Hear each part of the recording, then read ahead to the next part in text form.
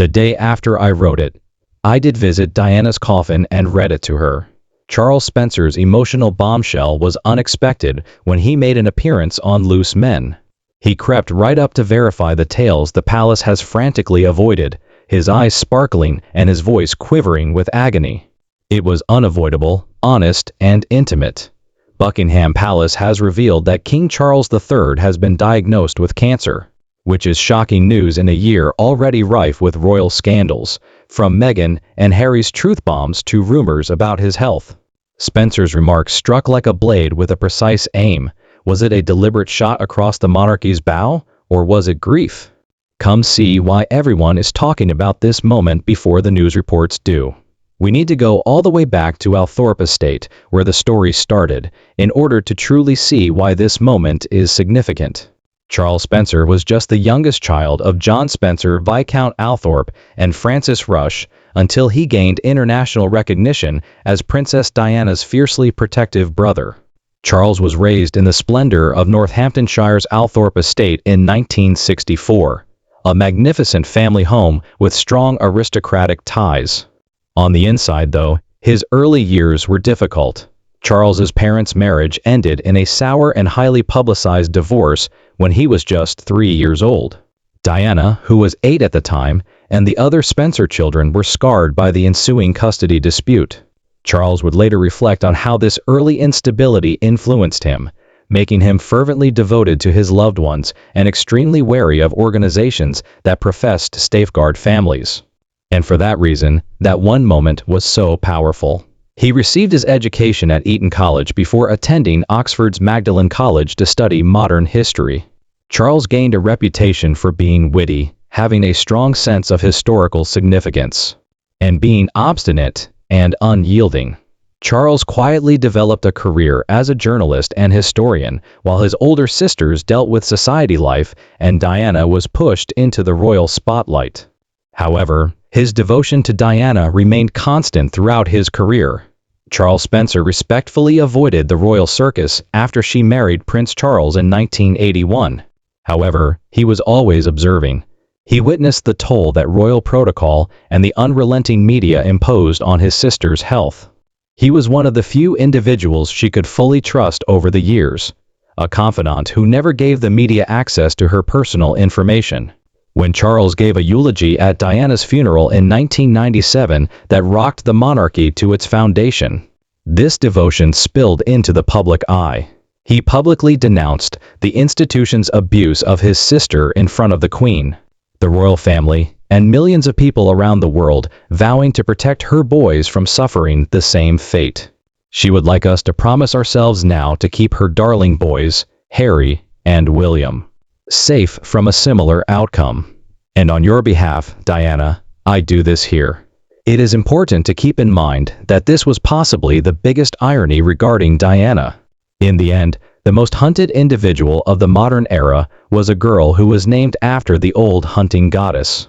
That speech didn't just define him as Diana's brother, Spencer stated during his speech.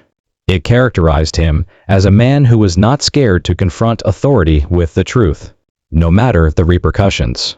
Decades later, Charles Spencer is still responsible for maintaining Diana's memory and his family's legacy. He is not a royal hanger-on, rather, he is a guy who has endured public criticism while vehemently defending his personal sorrow. This explains why his recent tearful performance on Loose Men was so powerful. For a man who has dedicated his life to developing the art of restraint, it was yet another uncommon rift in his armor. Rarely letting his defenses down, the man allowed the world to witness something very different. The plot changes at this point. In one interview, decades of quiet were broken. Charles Spencer was one of the featured guests on Loose Men on May 15, 2025. Charles had consented to make an appearance in order to add something genuine and intimate to a discussion that still causes discomfort for many men, rather than to discuss gossip or royal scandals. Host Craig Doyle, reality personality Sam Thompson, and Dr. Amir Khan joined him on the show, and together they explored sibling relationships before turning their attention to Charles. In response to Craig's question regarding his thoughts on Diana's public criticism, Charles candidly recalled the days before Diana's untimely death and how, as her younger brother, he had done everything in his power to protect her. "I was very young when she started in the public light in 1981, he explained. "I used to want to go around and deal with the photographers who were bothering her when I was 16 or so." I recall that shortly before her passing, a female journalist published a truly awful piece because, at that point, I don't believe the journalist was considering Diana as a person. Charles disclosed that she was anything to profit from or something. "I had some back and forth with her after writing her an angry letter. I believe that you always want to get involved, especially if you're a sister's brother." It was when Spencer started talking about what it was like to lose his sister in 1997, when she was just 36 years old, that the world took notice. "It's such an amputation," he added, his voice quivering a little. "These are the individuals you grew up with. They are your biological relatives. They stay with you indefinitely before leaving." The studio was silenced by the weight of the word.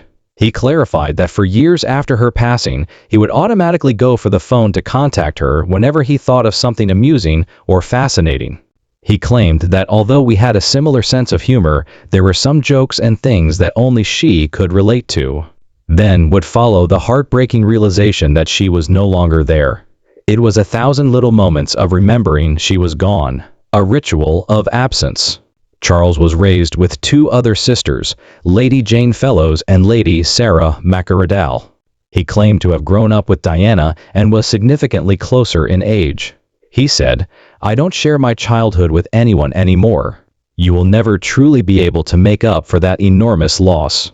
Charles didn't cry in a theatrical or dramatic manner. There was that noticeable gap where you can see someone swallowing hard to keep themselves together.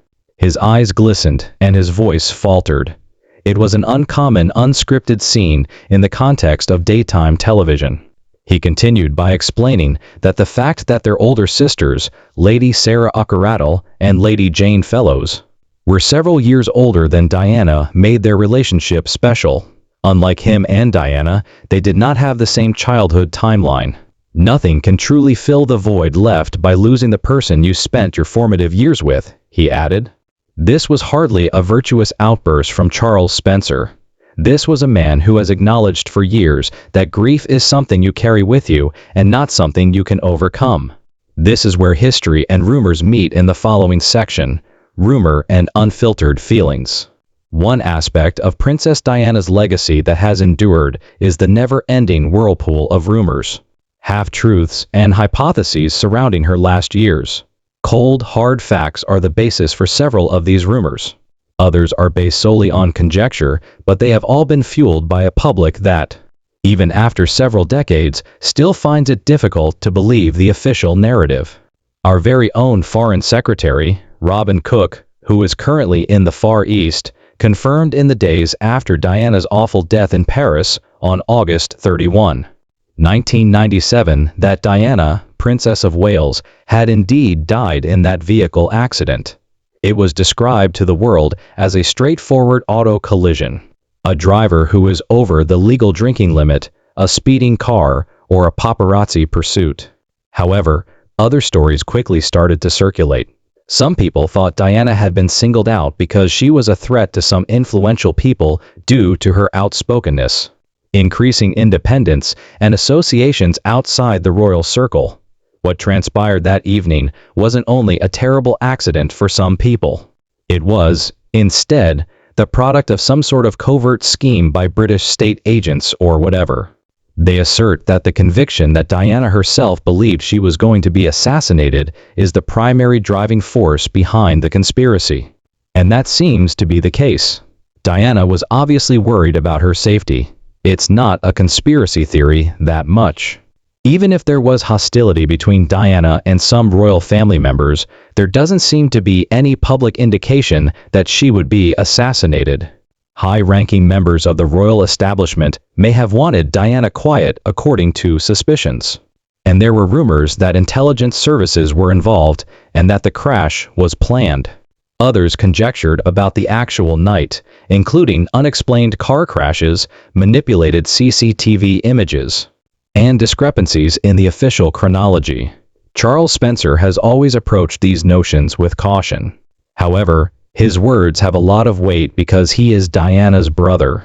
The studio appeared to hold its breath when Charles Spencer sat on Loose Men, his voice quivering as he referred to his sister's death as an amputation.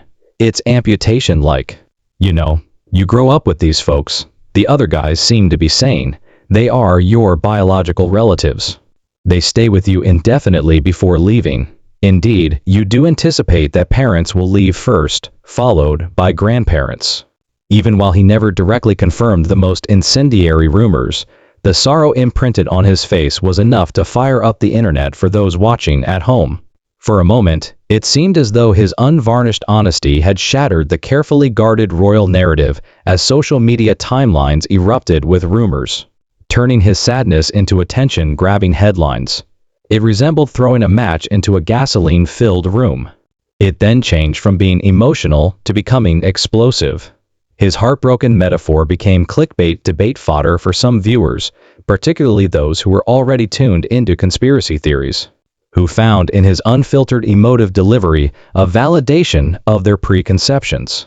The internet was flooded with headlines almost immediately. Of course, the truth was much more complex. Charles wasn't making allegations or offering fresh proof. Speaking from a place of sorrow, he acknowledged that during Diana's last weeks, she had confided in him about her deepest worries. But nuance doesn't trend in the court of public opinion. Without the thoughtful pauses or the background of his sorrow, his words were cut, rewritten, and circulated. While some believed this to be the last piece of the puzzle, others said the media was taking advantage of his weakness to get clicks. The problem is this. Charles is all too familiar with this trend. His sister's death narrative has been plagued by the same sensationalism that plagued her existence. His sobs were about more than grief in that moment of Loose Men.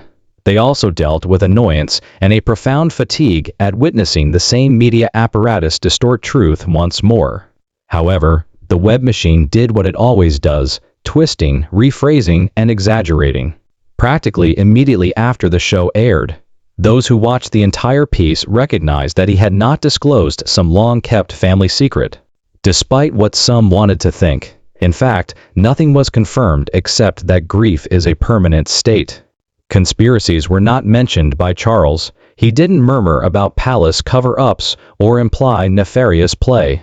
He did, however, affirm that the loss of his sister was and remains an inexhaustible emotional scar.